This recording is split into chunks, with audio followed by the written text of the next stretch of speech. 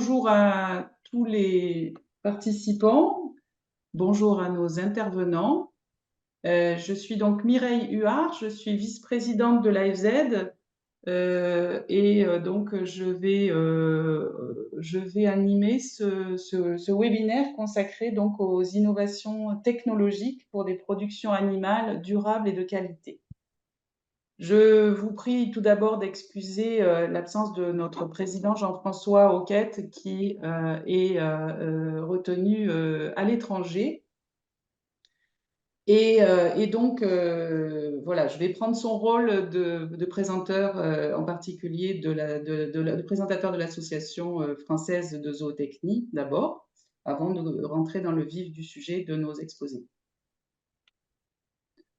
Donc, l'Association française de zootechnie, se veut être un carrefour de tous les acteurs des filières des productions animales, et son objectif est d'aider à la diffusion et à la réflexion autour des connaissances relatives aux filières animales et aux animaux d'élevage, et de favoriser tout un ensemble de collaborations et d'échanges entre différentes professions, des entreprises privées ou des organisations professionnelles, l'administration, la recherche et l'enseignement.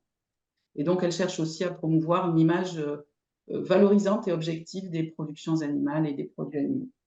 Et donc, la FZ a plusieurs activités, dont une activité qui nous réunit aujourd'hui, qui est l'organisation de ces journées d'études et de webinaires. Et puis également, elle permet aussi d'accorder des soutiens à l'aspect formation et à la recherche, en particulier donc par la tenue d'un prix de thèse, dont je vous reparlerai tout à l'heure, et aussi de sa participation en tant que membre de la Fédération européenne de zootechnie. Et puis l'AFZ a une deuxième activité qui est une activité d'ingénierie et d'études tournée beaucoup autour de la nutrition animale, et donc qui permet de diffuser un certain nombre d'informations au sujet de cette nutrition animale, mais aussi de développer des activités autour de Internet et des solutions informatiques, ou de participer à des programmes R&D. Et donc, cette organisation a été fondée en 1949 par le professeur Leroy, et puis elle a été présidée, donc, comme vous le voyez, par un certain nombre de personnes, donc le dernier en date étant Jean-François Auquette depuis 2021. Donc, vous avez en face de vos écrans le bureau actuel de l'AFZ qui vous est présenté.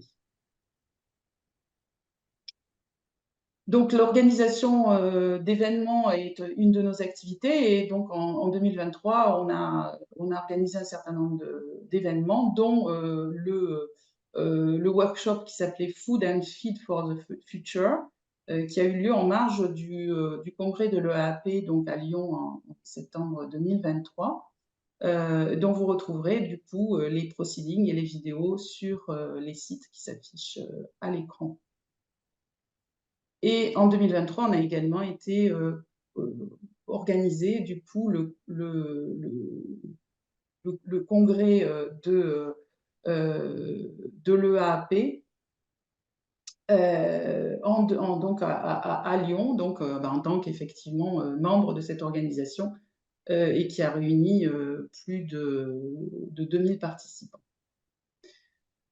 Par ailleurs, je vous informe qu'effectivement, le prochain congrès EAP aura lieu en septembre 2024, du 1er au 5 septembre à Florence, en Italie, et qu'au titre de membre de l'AFZ, vous pouvez bénéficier d'un tarif préférentiel à ce congrès. Et je vous rappelle que la date d'inscription pour les premiers tarifs Early Bird se termine donc au 1er juin.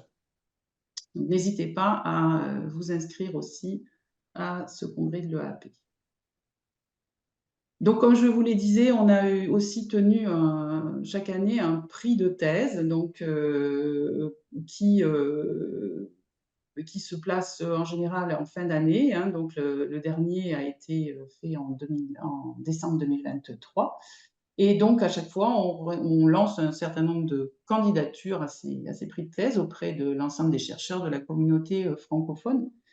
Et une récompense de 1 000 € vient récompenser donc le lauréat ou la lauréate de ce prix de thèse.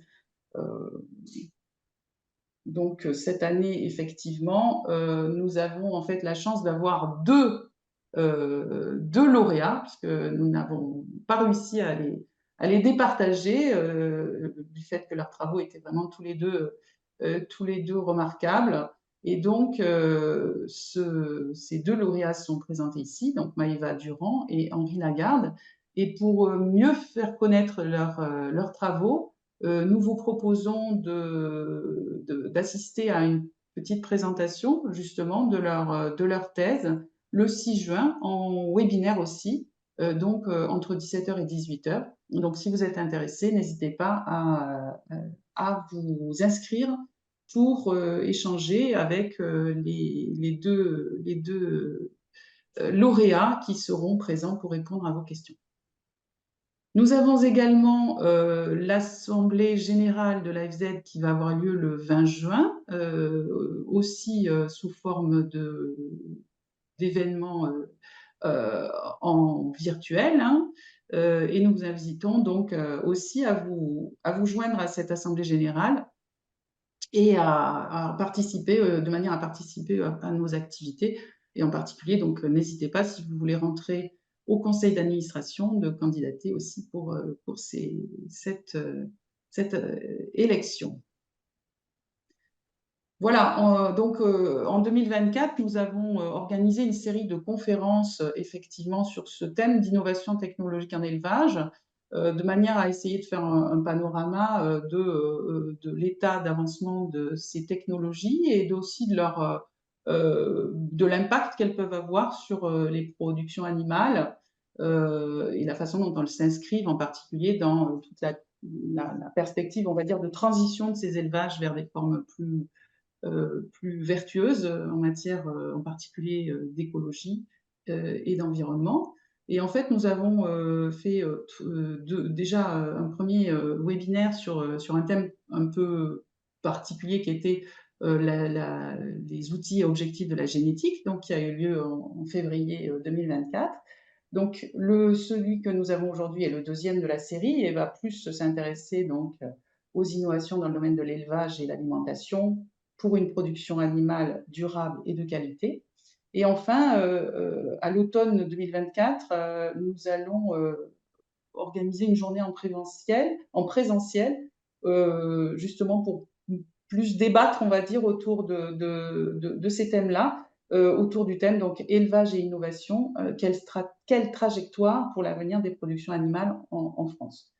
Donc, nous vous invitons à venir aussi nombreux à cette journée. Nous vous enverrons prochainement des informations sur l'organisation.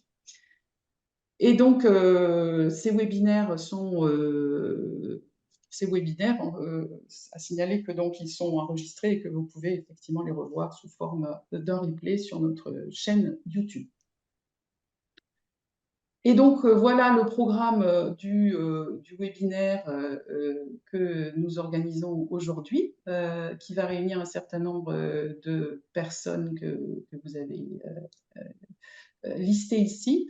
À signaler que nous aurons des interventions enregistrées, une partie des personnes effectivement qui sont intervenantes ici, donc Pauline et Créac et Isabelle Vessier, ne seront pas malheureusement présentes parmi nous et ont malgré tout accepté très gentiment d'enregistrer leur présentation et bien sûr seront disponibles après pour des questions, on va dire, et des échanges, mais qui se feront par mail.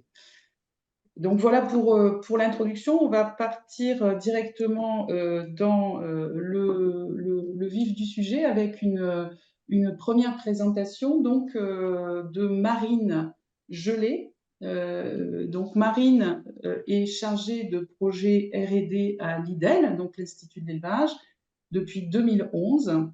et elle étudie la composition fine du lait de vache, de chèvre et de brebis en relation avec les méthodes d'élevage. Et son travail vise également à valoriser l'utilisation des spectres moyens infrarouges comme outil de conseil en élevage afin d'optimiser les pratiques et d'améliorer la qualité du lait produit. Et donc là, il va être question finalement d'une technologie ancienne qui est donc la spectrométrie moyen infrarouge, mais pour de nouvelles utilisations. Et donc je passe tout de suite la parole à Marine Gelé.